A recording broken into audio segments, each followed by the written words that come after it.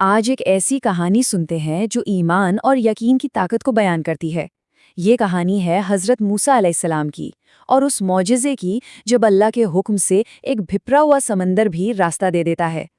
ذرا ایک منظر سوچئے، آگے گہرا اذاں سمندر ہے اور پیچھے موت بن کر ایک پوری فوج آ رہی ہے۔ جب ہر طرف سے راستے بند ہو جائیں تو امید کی کرن کہاں سے ملتی ہے؟ اسی سوال کا جواب اس کہانی میں چھپا ہوا ہے۔ تو اس کہانی کی شروعات ہوتی ہے ایک ظلم سے نجات پانے کی کوشش سے۔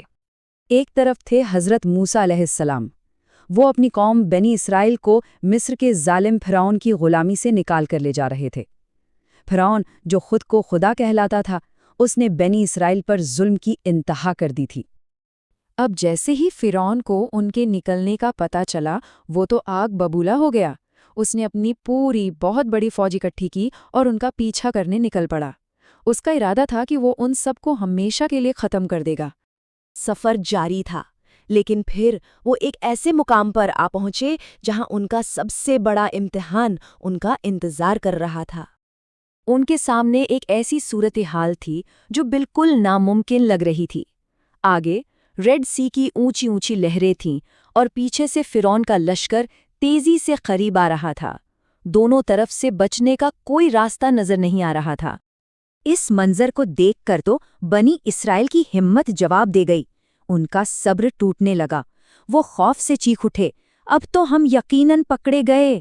انہیں لگا کہ ان کا سفر اور ان کی زندگی دونوں اب ختم ہو چکے ہیں۔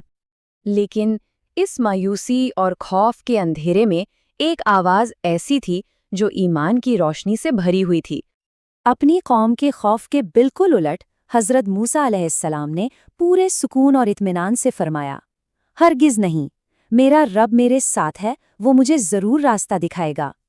یہ صرف لفظ نہیں تھے، یہ توکل کی انتہا تھی، اللہ پر مکمل پورا بھروسہ۔ اور جب بندے کا یقین اس قدر مضبوط ہو تو اللہ کی مدد ضرور آتی ہے، اور پھر وہ ہوا جس کا انسانی عقل تصور بھی نہیں کر سکتی تھی۔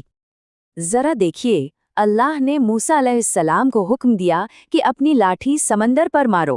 انہوں نے فوراً اس حکم پر عمل کیا، اور جیسے ہی لاٹھی پانی سے ٹکرائی، وہ پورا کا پورا سمندر 2 حصوں میں پھٹ گیا اور درمیان میں ایک بالکل خشک راستہ بن گیا۔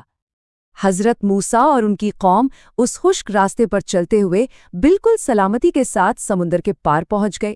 جس سمندر کو وہ اپنی موت سمجھ رہے تھے، اللہ نے اسی کو ان کے نجات کا ذریعہ بنا دیا۔